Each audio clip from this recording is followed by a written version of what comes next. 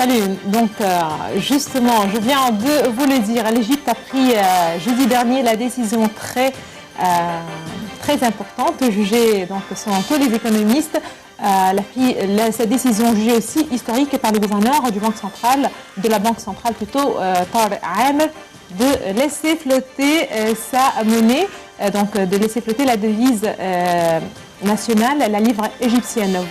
Pourquoi justement a-t-on dû prendre sa décision?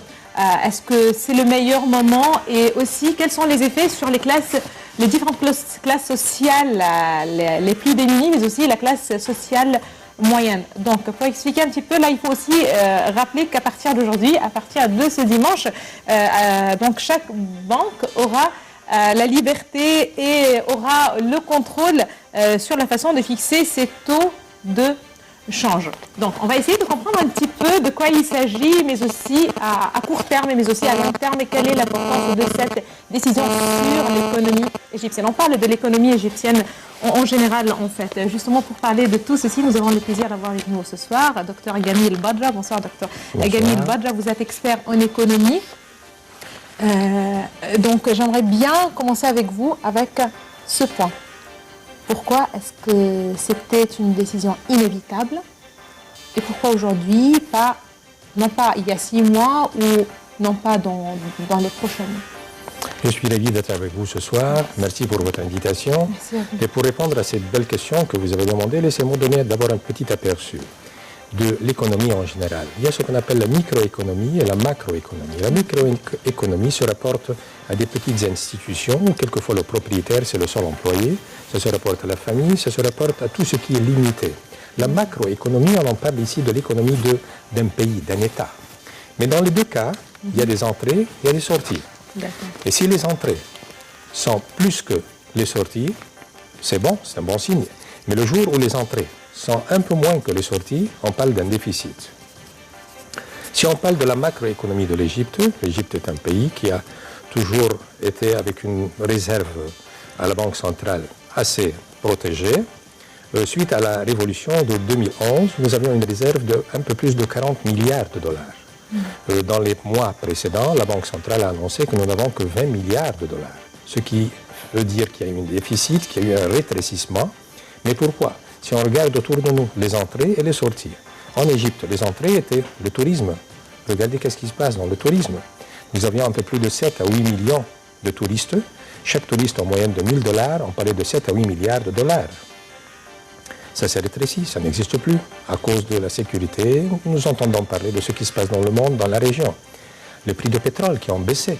Le canal de Suez, on en parlait de 100 navires par jour, c'était prévu. On n'a qu'entre 45 et 50 navires à cause du fait que les prix de pétrole qui ont baissé, les navires préfèrent quelquefois de faire tout le long trajet au lieu de passer par le canal de Suez. Les exports, eux aussi, ils ont diminué.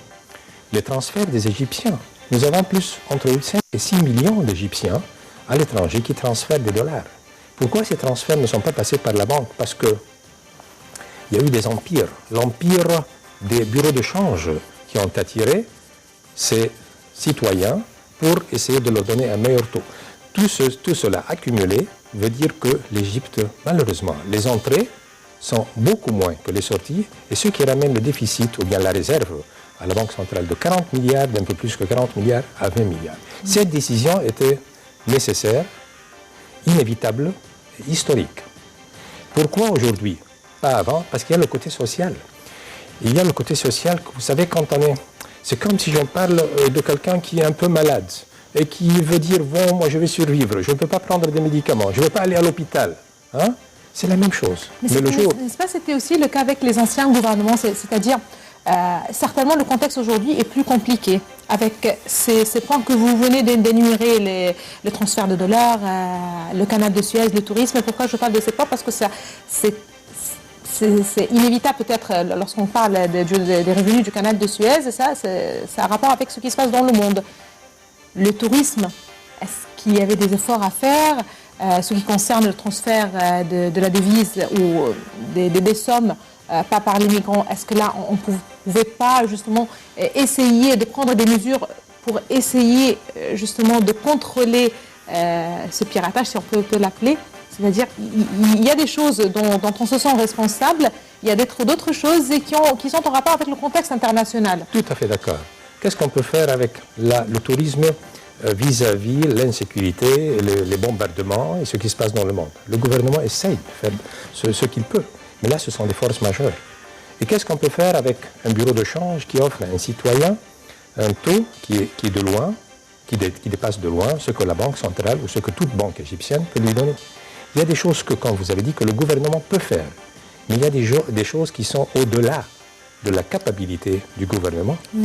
Alors, pour ces deux points que vous avez mentionnés, je crois que ce sont des forces majeures et le gouvernement a fait de son mieux. Il a attendu qu'on puisse... C'est comme, je compare ça à cet état à un malade qui ne veut pas aller à l'hôpital.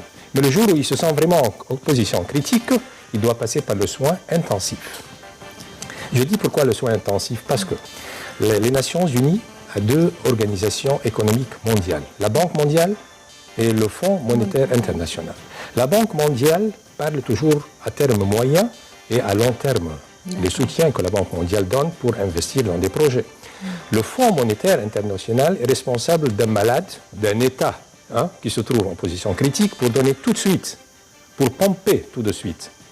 Et c'est là où nous sommes dans cette situation. Quand le comité du Fonds monétaire international est venu en Égypte en août, pour contacter les responsables, les gens de poste éminents, le gouvernement, il a demandé, il a exigé qu'il y ait 1, 2, 3 affaires afin qu'on puisse tout de suite transférer. On parlait de 12 milliards de dollars à 3 années successives.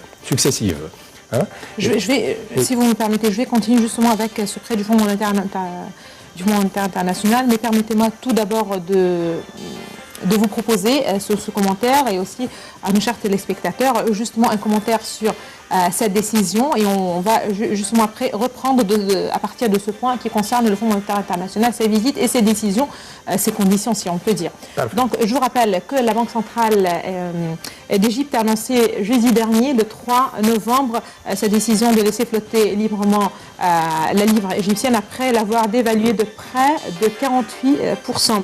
Cette flexibilisation de la politique de change était aussi un geste fort en direction du Fonds monétaire international.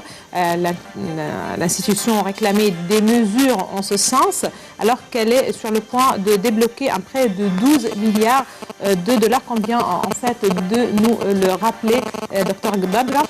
Donc ce prêt de 12 milliards de dollars sur 3 ans pour revitaliser en fait une économie égyptienne au bord de la banqueroute. Je vous laisse avec ce commentaire et ces détails signés Dalia Karam et on se retrouve juste après.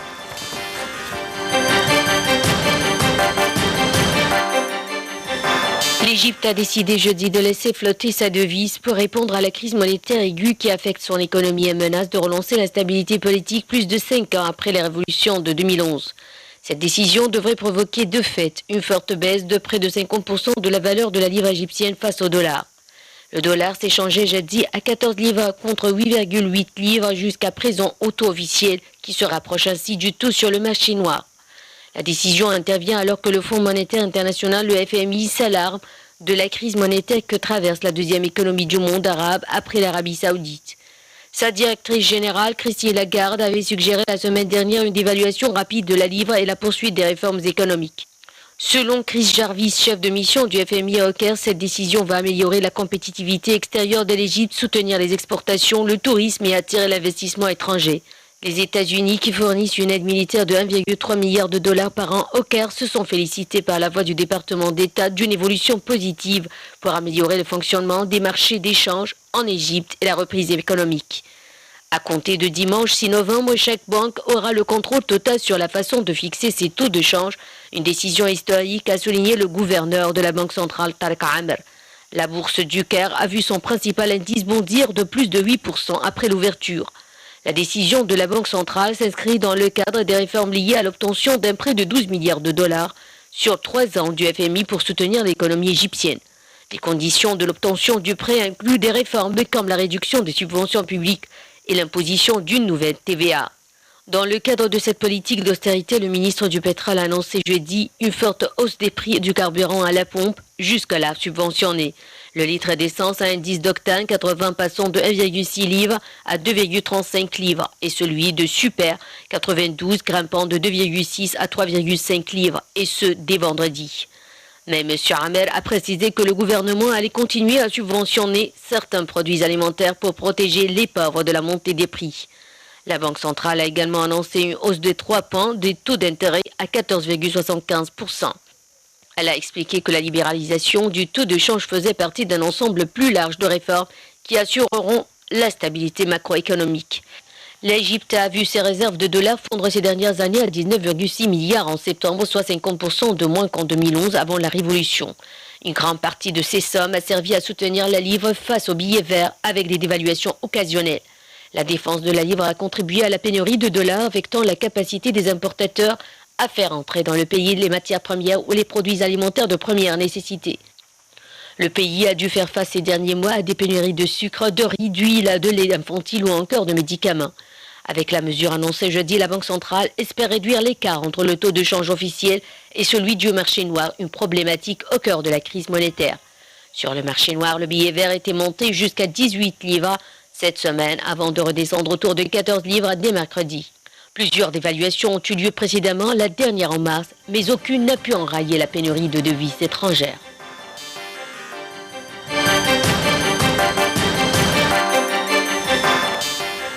Voilà, Dr Ghani Barlas, on était justement en train de parler de ce prêt du Fonds monétaire international, c'est 12 milliards de dollars. Justement, apparemment, cette mesure entre dans le cadre des réformes justement liées à l'obtention de ce prêt. Mais aussi, est-ce que ce prêt était inévitable? Pourquoi je vous pose cette question? En fait, vous venez de préciser ou de faire cette distinction entre les macroéconomies et les microéconomies et comment est-ce que l'Égypte avait besoin d'être sauvée, de sauver immédiatement son économie. Mais pourquoi je pose cette question? Parce que déjà, on en entend parler depuis des années, même avant la Révolution. On parlait aussi, il y avait cette polémique concernant le prêt du Fonds monétaire international avec des conditions économiques qui étaient beaucoup ou de loin meilleures à ce qu'on connaît aujourd'hui. Écoutez, il y a toujours un point à considérer. Pourquoi on n'a pas fait ça plus tôt? Pourquoi on fait ça aujourd'hui? Vous savez que ce qu'on fait aujourd'hui aura un impact, aura une influence sociale. Il faut voir quels sont les côtés. Il y a des côtés positifs, mais il y a un côté négatif aussi. Le côté social est toujours à considérer. Si on avait fait ça peut-être un peu plus tôt, peut-être on aurait mieux sauvé, mais il faut reconnaître que certaines décisions doivent attendre le temps convenable. Alors, aujourd'hui, nous sommes en situation critique, nous sommes maintenant peut-être, nous visons à un meilleur demain sur le plan court terme, sur le plan terme moyen, et que cette décision de prendre ce prêt était inévitable. Qu'est-ce que ça peut donner? Quels sont les effets positifs et quels sont les effets négatifs? Le côté social, et surtout je parle du côté social, c'est très important parce qu'une décision pareille de flotter. Et moi, j'étais à un certain moment contre cette affaire. Ça fait quelques mois personnellement, parce que... Pourquoi? Parce que, définitivement, les prix vont hausser. Et quand on parle de hausse de prix, le citoyen égyptien a beaucoup souffert. Le citoyen égyptien, avec le rendement que nous connaissons et les difficultés de trouver un emploi... Qui luttait pour les 1200 livres égyptiennes. Et voilà. Alors moi, je n'étais pas... Parce que le côté social, vous vous souvenez, en 1977... Vous étiez jeune, peut-être pas encore né, mais Dr Abdelmenem El-Kaïsouni, qui était ministre d'économie à ce moment-là, qui avait promulgué des décisions de hausser les prix. Et que le peuple égyptien est sorti dans les rues pour protester, pour riposter. Il y avait c'était un côté qui causait un danger. Le côté social est excessivement important. La politique et l'économie sont les deux côtés de la devise. Alors c'est pour cette raison que maintenant, il est inévitable. Et regardez qu'est-ce qui s'est passé dans les 4-5 semaines dernières. Le peuple égyptien est plutôt, il commence à se climatiser, à ce que certains prix ont haussé.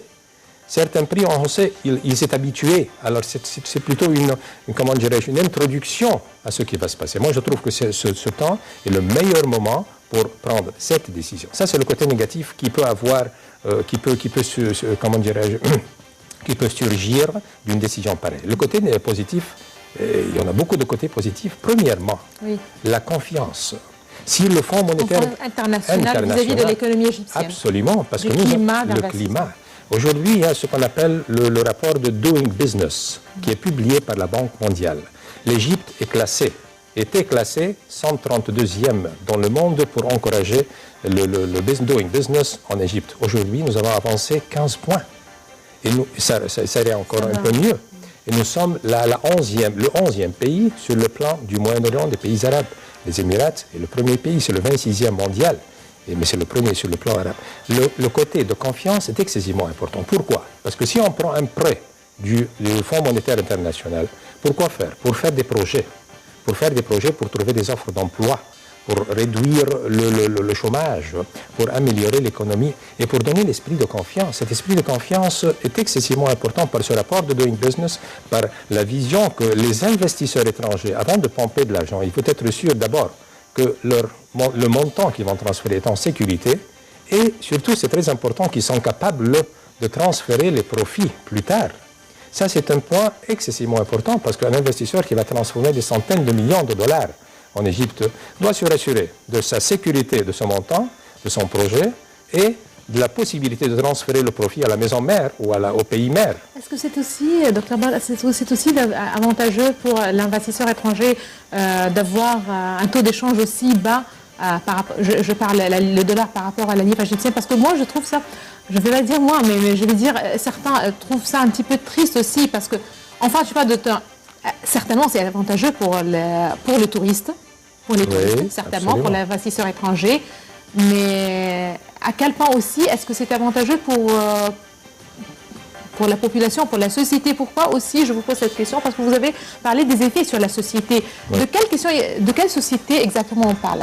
Est-ce qu'il y a une classification des tranches sociales vivantes en Égypte? Parce qu'on connaît tout ce qu'il y a près de 50%, si pas plus, en dessous de la ligne de pauvreté. C'est-à-dire, on parle d'entre 40 et 50, certains parlent de plus que 50%. On va dire que dans les 50%, aux alentours des 50%, il y a un demi-pourcent, 1%, je ne sais pas quel est le pourcentage de la tranche sociale la plus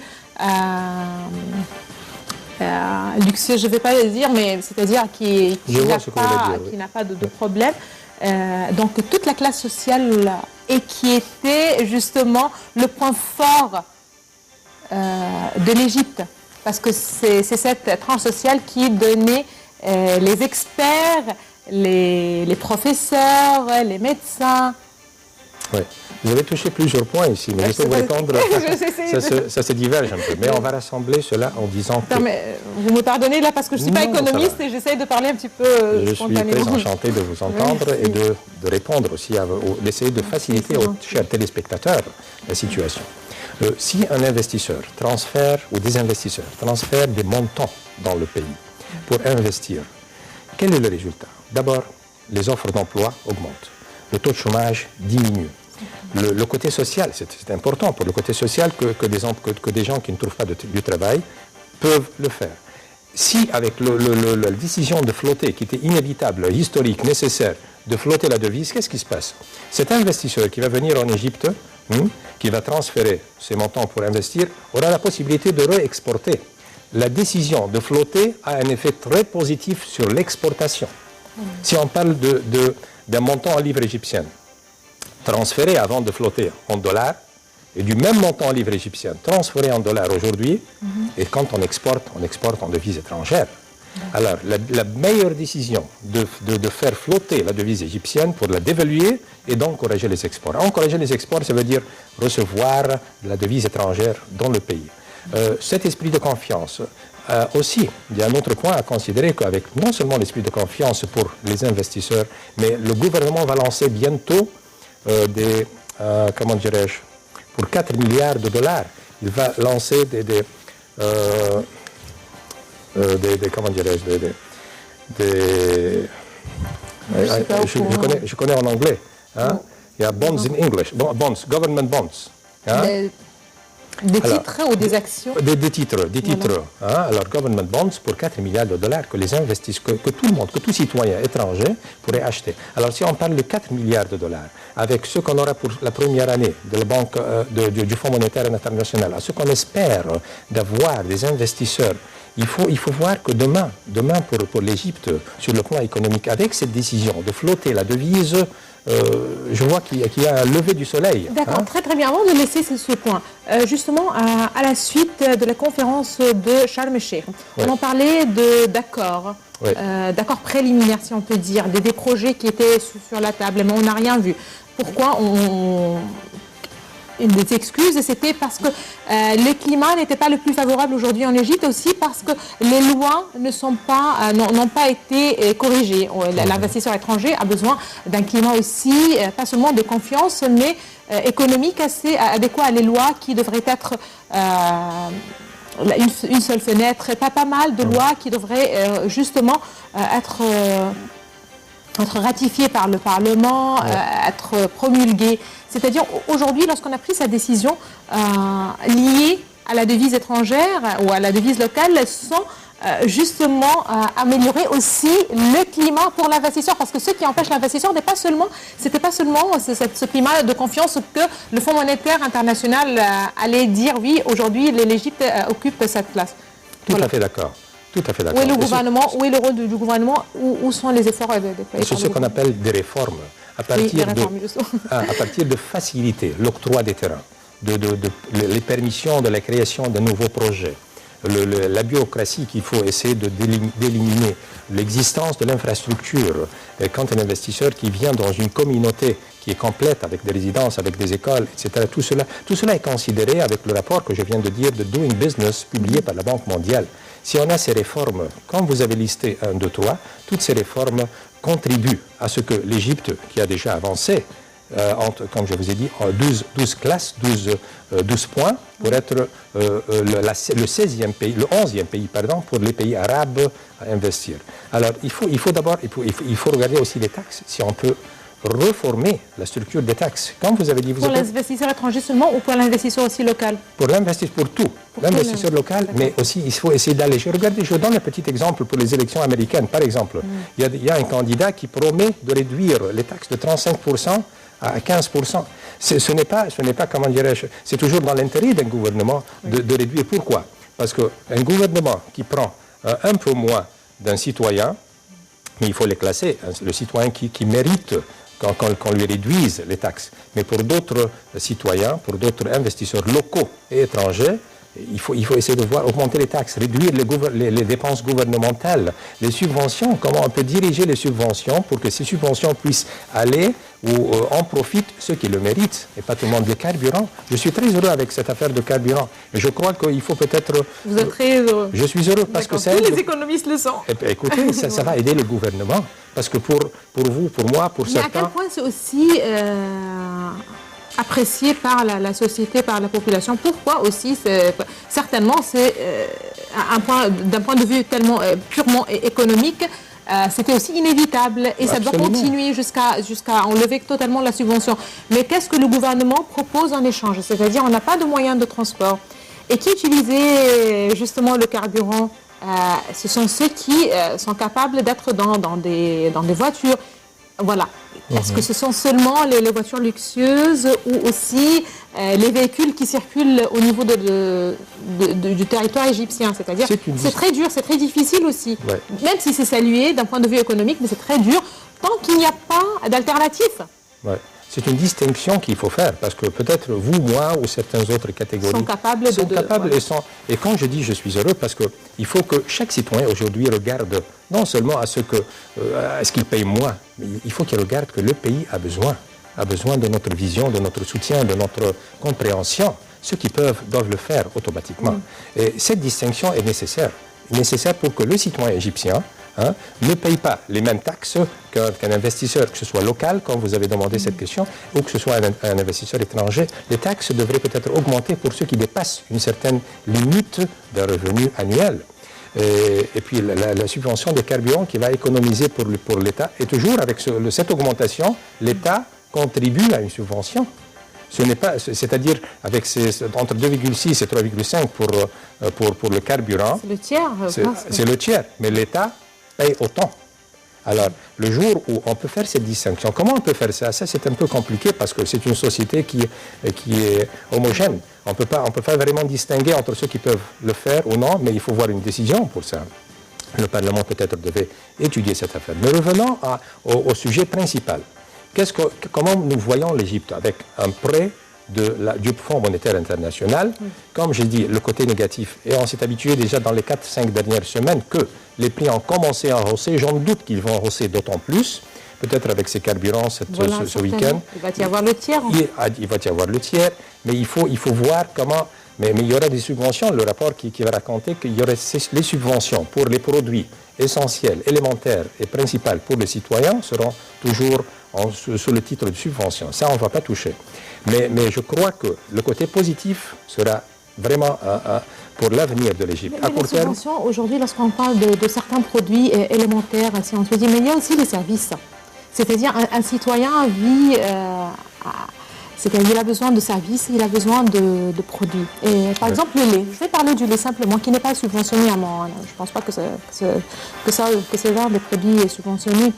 Pour une famille moyenne, le lait coûte aujourd'hui, le lait n'est pas subventionné. Je vais parler par rapport à d'autres pays. Vous l'avez déjà mentionné, vous avez un pied ici, un pied aux États-Unis. Je ne vais pas nous comparer par rapport aux États-Unis, certainement. Mais quel pays vous trouvez... on peut se comparer avec l'Inde, par exemple?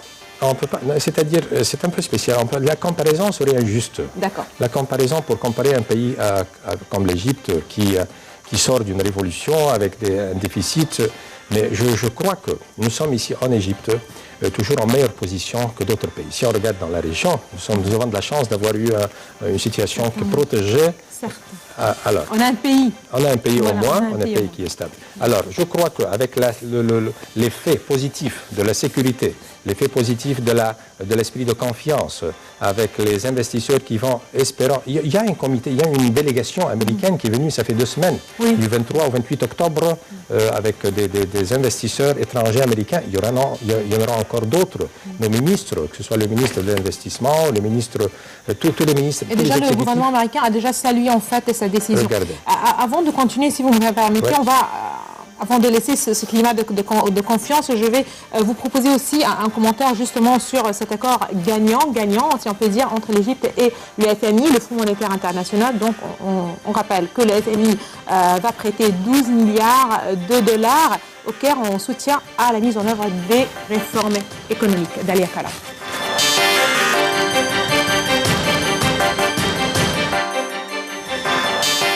Les autorités égyptiennes et le Fonds monétaire international sont parvenus à un accord initial conclu le 11 août 2016. Le principal objectif de ce programme sur 3 ans consistera à permettre au formidable potentiel de l'Égypte de s'exprimer, à dynamiser la croissance et la création d'emplois, ainsi qu'à remédier aux pénuries de devises. L'économie égyptienne est aujourd'hui à la peine durement frappée par les chocs à la fois économiques et non économiques des dernières années.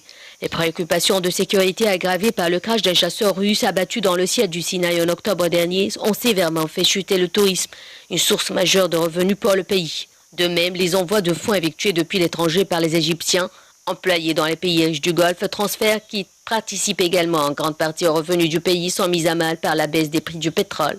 Les recettes en provenance du canal de Suez ont été affectées par le ralentissement de la croissance mondiale et du commerce international. Quant aux investissements directs étrangers, ils ont eux aussi décliné dans l'attente notamment d'une plus grande clarification des réformes que le gouvernement égyptien entend mettre en œuvre. C'est ici qu'intervient le FMI présidé par Christine Lagarde. Le récent accord préparé par ses équipes auprès du gouvernement égyptien a été finalisé en septembre et soumis à l'approbation du conseil d'administration du fonds. Sur cette base, l'Égypte prévoit d'ores et déjà de lever des fonds auprès d'autres sources, notamment sur les marchés obligataires internationaux, afin de soutenir ces réformes. Des experts économiques estiment que l'entrée en jeu du Fonds monétaire international apparaît logique. Après tout, le FMI a été créé pour aider ses pays membres à faire face précisément au type de difficultés que rencontre actuellement l'Égypte. Il propose spécifiquement une assistance technique ciblée dans les domaines clés de la gestion économique et financière tout en aidant à l'élaboration de cadres macroéconomiques destinés aux politiques nationales. Rapidement débloquer les aides financières qu'il octroie viennent bien souvent catalyser l'entrée d'autres flux financiers issus de sources publiques et privées. Selon les économistes, l'accord récemment convenu entre l'Égypte et le FMI semble poser les bases d'un succès, bien que tous les détails n'aient pas encore été publiés. Pour commencer, il semblerait que les dirigeants du FMI et de l'Égypte aient significativement mis l'accent sur un ensemble de réformes de soutien à la croissance destinées à optimiser les secteurs de l'économie égyptienne les plus sous-exploités par rapport à leur potentiel.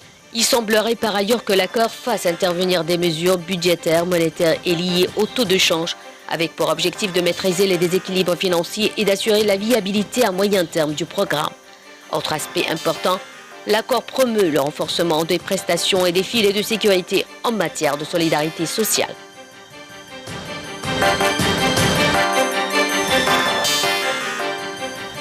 Bonsoir, nous continuons justement avec cette décision de la Banque centrale de laisser flotter la livre égyptienne. Nous avons toujours le plaisir d'avoir avec nous le Dr Ganil Badra. Justement, on était en train de parler du climat de confiance des investisseurs étrangers. Donc, quel est le délai qu'on peut se donner pour voir justement les fruits de cette décision? C'est une très belle question parce que le citoyen égyptien, il s'attend. Le citoyen égyptien, il suit ce qui se passe autour de lui. Il sait bien qu'il y a des prêts, qu'il y aura peut-être des dons, qu'il y a des obligations, comme on vient de dire, des obligations du gouvernement. Et puis, il s'attend à avoir une meilleure situation, une amélioration de l'économie. Mais il ne faut pas qu'il s'attende tout de suite parce que, vous savez, quand on redresse une économie, quand on traite un malade qui est aux soins intensifs, il faut avoir un peu de patience. Et combien de temps? Je crois que ça ne prendrait pas des semaines, ça prendrait au moins des mois, peut-être une année, et ça serait à court terme.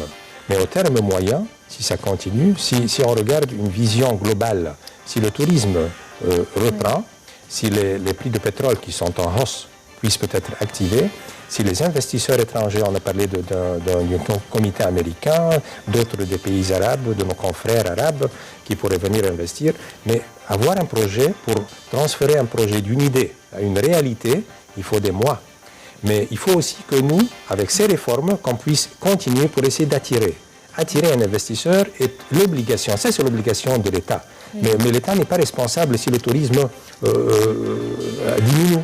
L'État n'est pas responsable si le canal de Suez ne rapporte plus comme avant. Mais l'État est responsable à 100% d'encourager, de faire ces réformes à partir d'avoir un terrain, pour transférer le désir d'un investisseur de faire un projet en réalité. Ça, c'est excessivement important. Certains trouvent qu'une économie nationale doit avoir comme point fort l'industrie, d'être capable de produire. Ouais.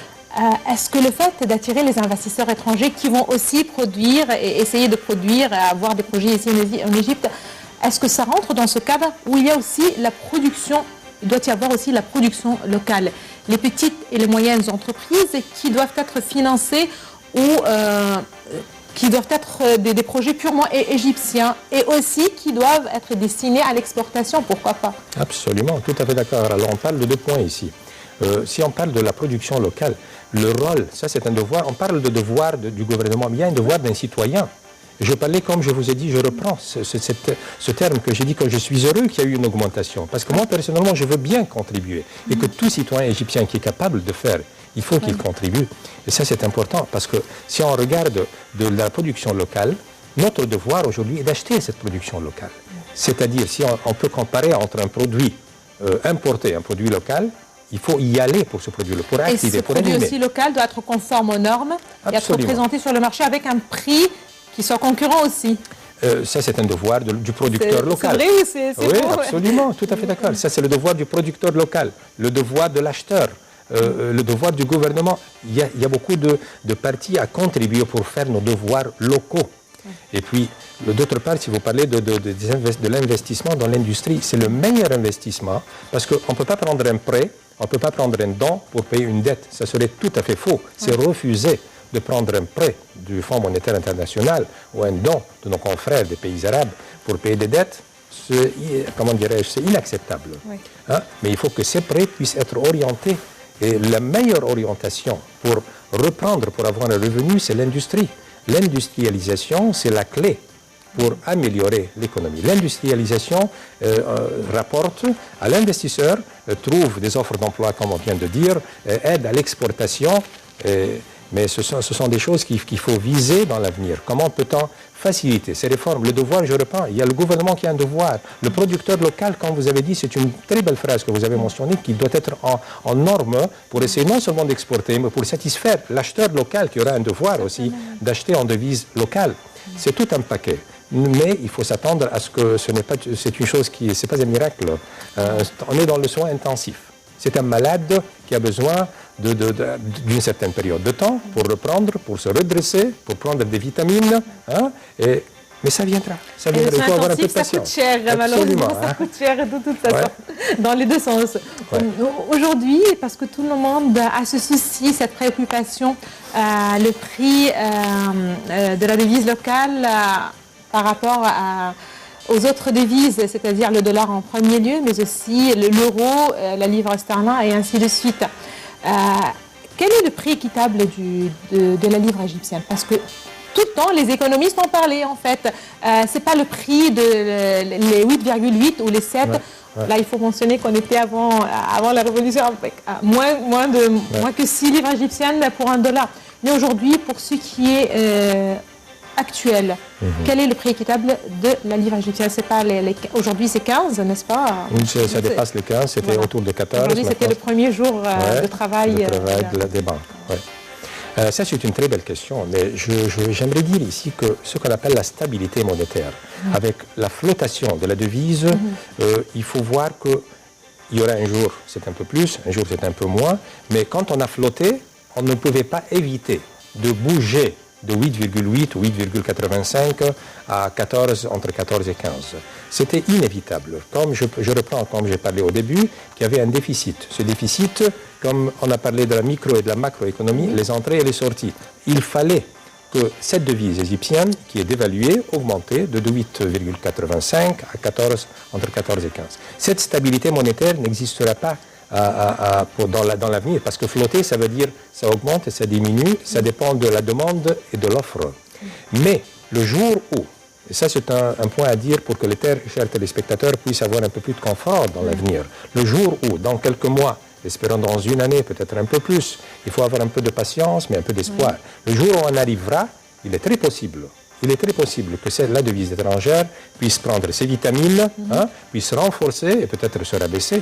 Se rabaisser jusqu'à quel point? Ceci dépend. Baisser de 14? De 14 à 12, à 11. Dans un an? Peut-être, il est possible. Tout dépendra des entrées. Mais au moins d'ici les mois prochains, il faut s'attendre à ce que ça c'est le prix. Ça c'est le prix réel. Et d'ailleurs, quand c'était à 8,85, les investisseurs, les importateurs qui souffraient d'avoir les devises, qui tapaient à la porte de la banque, toutes les banques, sans avoir le droit, pas le droit, sans avoir la possibilité d'avoir la devise étrangère. Et d'ailleurs, ils allaient au bureau de change qui leur offrait ces prix. Alors pour un investisseur, pour un importateur local qui achetait, qui importait, il n'y a pas beaucoup de changements. Parce qu'il les achetait déjà, ça fait quelques mois. Justement, pour un pays qui importe la plupart de ses besoins. Voilà. Aujourd'hui, comment le prix va être fixé ou les prix vont être fixés, les prix des produits et des services? Parce que, voilà... Si on importe... Ça a l'air un peu compliqué. Absolument. Mais si on importait, ça fait quelques mois, au taux entre 14 et 15, les producteurs locaux, les commerçants avaient déjà calculé. Et puis, on a remarqué qu'il y avait une hausse de prix. Tous les investisseurs, tous les producteurs ont déjà haussé leur prix. Parce que s'ils faisaient leur calcul et s'ils importaient, ils ne pouvaient pas faire leur calcul pour un déficit, pour perdre. Alors ils avaient déjà calculé, sans prendre de la banque locale la devise étrangère, en l'achetant, en important. Alors la hausse de prix, je crois qu'elle a déjà été faite dans les semaines passées. Et le marché doit plutôt se stabiliser les prochains mois au moins. Maintenant, c'est plutôt stable. Alors on ne peut rien faire maintenant. Mais l'espoir, c'est en ayant ces devises étrangères, en ayant si le Fonds monétaire international puisse pomper les 4 milliards dans la première année, si les investisseurs se ramènent ici, non seulement ça va se stabiliser, mais aussi on a espoir à ce que la devise étrangère puisse être plus faible à comparer à la devise égyptienne. Il faut avoir de l'espoir ici, il faut être patient. Nous sommes dans une crise, nous sommes aux soins intensifs et puis on ne peut rien faire, mais il y a des devoirs du citoyen, du producteur local, du gouvernement. C'est tout un paquet. Si on fait notre devoir et si les conditions extérieures puissent nous aider, si on parle de la sécurité, si on parle du... Et d'ailleurs, il y a beaucoup de pays dans la région, dans le monde aussi, qui souffrent. C'est l'économie qui est en baisse. Ce n'est pas seulement l'Égypte, mais si nous regardons, si nous sommes égyptiens, nous voulons soigner notre pays. Il faut vraiment regarder quel est son devoir et quelle est la vision de l'avenir. Nous sommes au point de départ.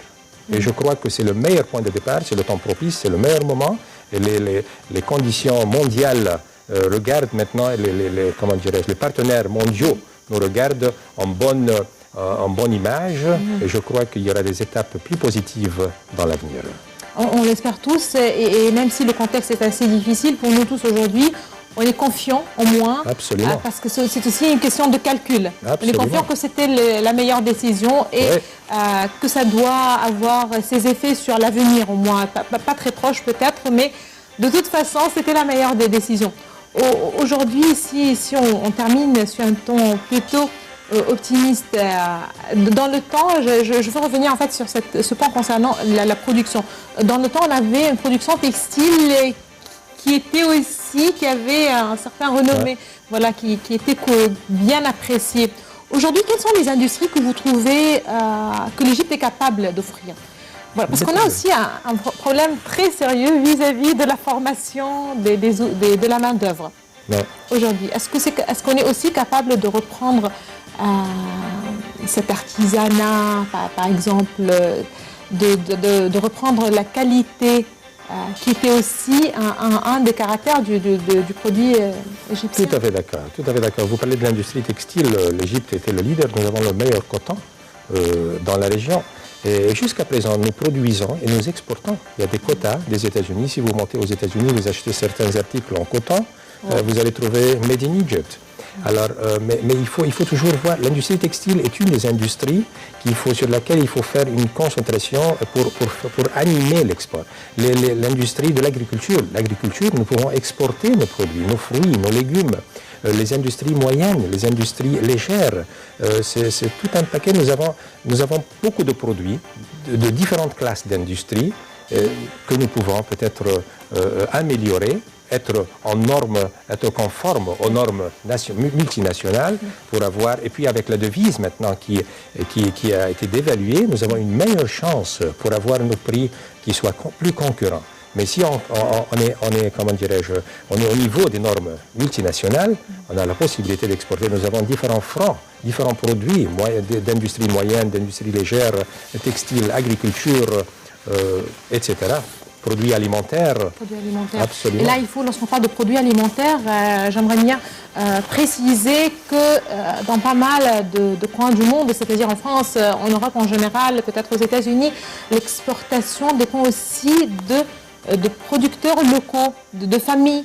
C'est-à-dire, voilà, on est aussi peut-être capable d'avoir de petites familles, puis de grandes familles qui ont leur production et qui sont aussi capables d'exporter. On peut voir, ça arrive en fait, c'est le terme, on aimerait bien voir. On aimerait bien le voir dans un champ plus élargi. Absolument, c'est une conception. Regardez la Chine, si vous parlez de familles qui produisent, qui exportent et qui contribuent. Mais nous avons aussi comment dirais-je, avec les familles, certaines familles dans les villages qui contribuent à faire des produits textiles. Voilà, ça, c'est le producteur local et ce sont les petites, peut-être, entreprises. Ça joue positif. Ça joue positif. Je vous remercie infiniment, Dr Gamil Bada. Je rappelle que vous êtes expert en économie. Merci beaucoup pour toutes ces informations, pour avoir été aussi parmi nous ce soir. Un plaisir. Merci à vous, madame, monsieur. Merci à vous aussi de nous avoir suivis. Excellente soirée à toutes et à tous. Et bonne continuation pour tout le monde. On l'espère bien. Au revoir.